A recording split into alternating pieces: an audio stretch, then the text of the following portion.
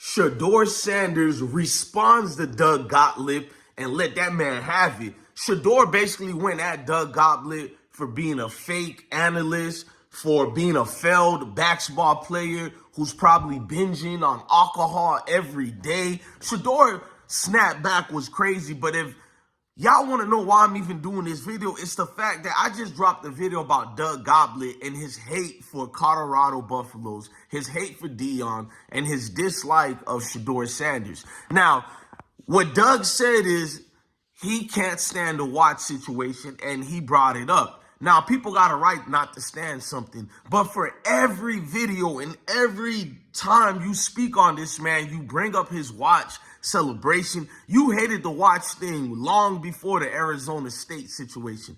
But then Doug went deeper.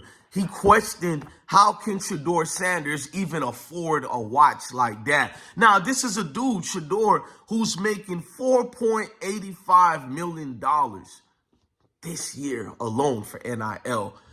He's not questioning no other athletes. There's been white athletes who have bought houses already with their NIL deals. Quinn Ewers have been showing on his IG last year alone. I know he changed it up this year a little bit, but Quinn Ewers was showing everything he has bought with his NIL deals.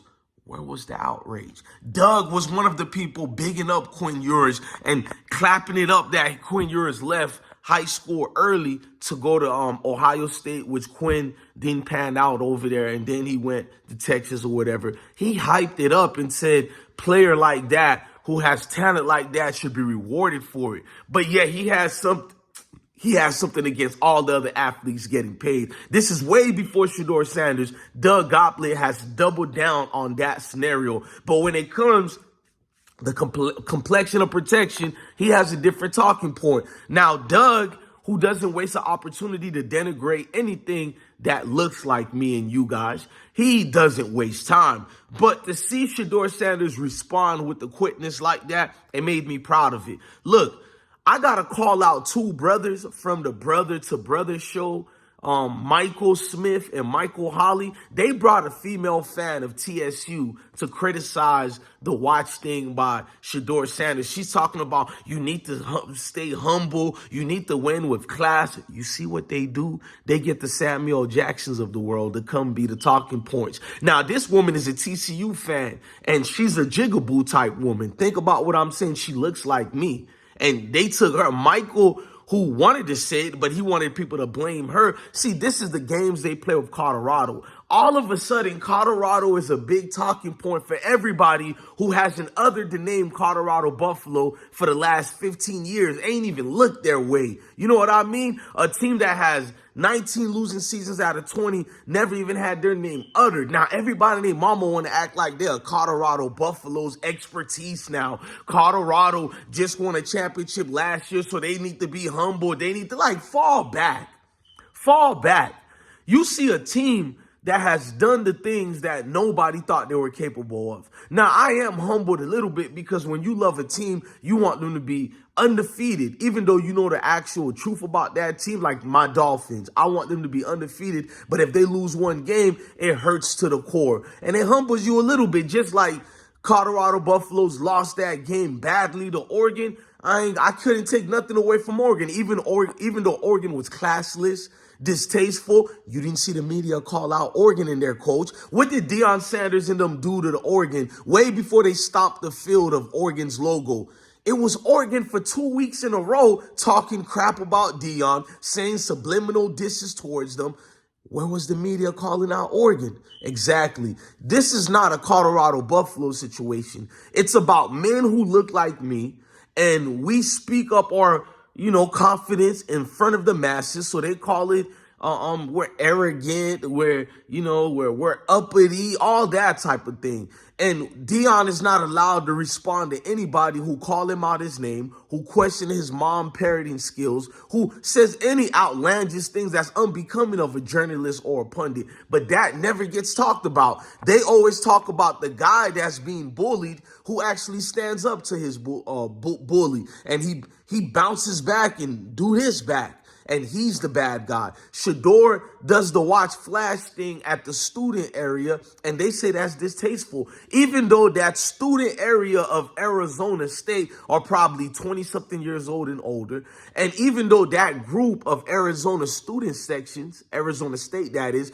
was bringing things about his mom, Pilor, and Charleston White beef. Oh, y'all didn't hear and watch the IG videos of those? Arizona State fans are classless and distasteful as well. They was bringing up about Deion Sanders and Pilor, Shedeur's mom, when they had that divorce thing or whatever, and they said that she illegally took Shedeur or whatever. They were bringing things like that up. So when you see Shedeur doing this, he's actually respectful. He doesn't bring up those things that he could, because he doesn't think he's a professional victim. He could bring up the race issues that anytime we bring up the race issues that y'all started first, now they're throwing the race card. The race card. See, Shedeur's not a professional victim. He's conservative. So what he does is throw it back in your face with more taste, with more class. He's going to show you, bro, I got this on my wrist. I ain't got time to worry about your crap and your political agendas. And yet he's the bad guy. He's the one, oh, look at this. And then you got the NCAA reps as well are saying things and doing things at Colorado Buffalo. They're not allowing one of their star offensive linemen to play this year. Meanwhile, they allowed, I think it was Clemson, or I forgot which team, to get their player back. I think it was an Auburn player to come back who was out of action for the first 4 or 5 games or whatever. They allowed him to come back, who was in the same situation, same scenario. See, it's political agendas and things like that. You never would have expected Colorado to be 4-2. That man Deion should get Coach of the Year for doing that, bro, and handling himself playing against teams like USC, which Doug Gottlieb criticized Colorado for barely beating a 1-4 team, yet when they almost beat USC, who's undefeated, crickets. You don't hear Doug saying the same thing. Congratulations, Colorado almost did this. No, it's we should have won because we're Colorado. We're a champion team. You can't make this up, man. You cannot make this up, man. So on one hand, you criticize us when we beat a team that's 1-4.